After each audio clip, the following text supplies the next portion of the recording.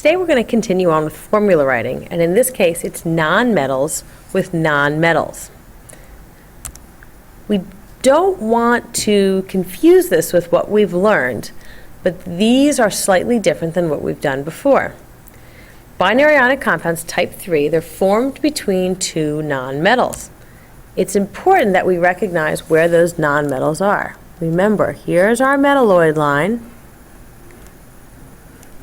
and our nonmetals are all over here.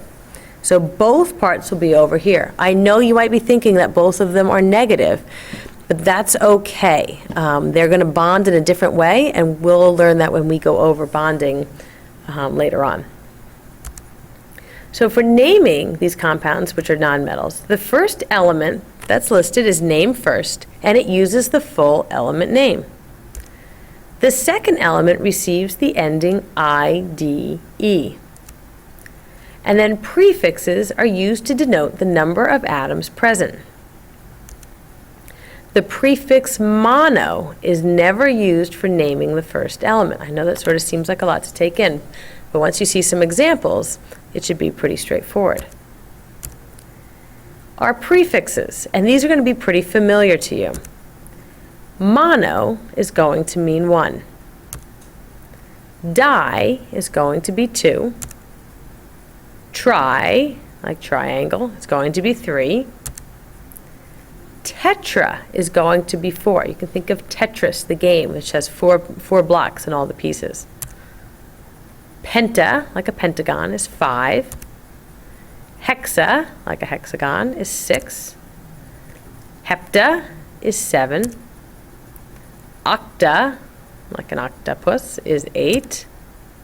Nona is 9. And deca is 10. So let's look at some examples. So if we look at the example CO, we're going to name the first element by what it's called, carbon, and the second element by how many there are.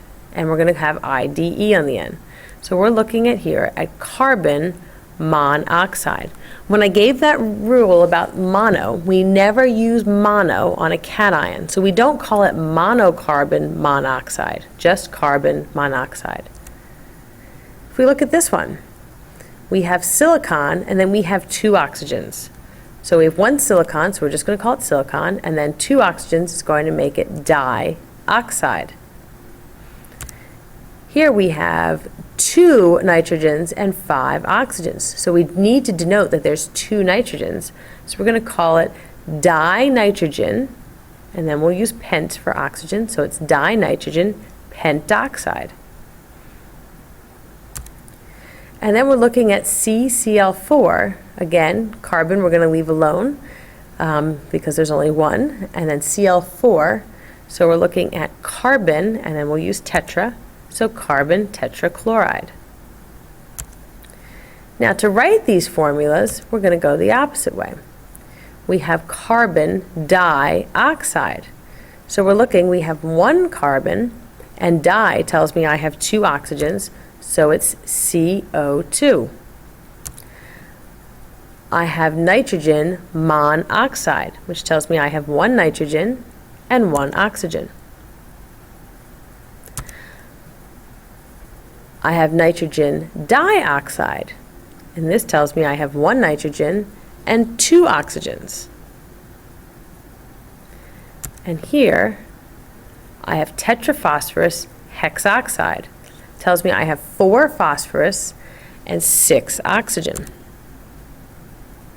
P4O6. Now, the biggest concern, kids usually love this type of formula writing because it's by far the easiest. You don't have to worry about charges. You just look at it and write it, or from the name, you name it by how many particles there are. It's really, really easy in that sense. But please don't confuse it with writing formulas that have metals in them. This is strictly for 2 nonmetals. So before you write a formula like this, please look at both elements and make sure both of them are in that nonmetal section. If you end up with something like this, This is not calcium dichloride. That's the mistake I'll see all the time. Calcium is on the metal side, and so this is just calcium chloride. We only use those prefixes if we have two nonmetals. So you might want to make some notes in big bold letters, maybe at the top of the section or somewhere next to your notes, that says only use these prefixes or only use this format with two nonmetals. That's the first thing you need to check.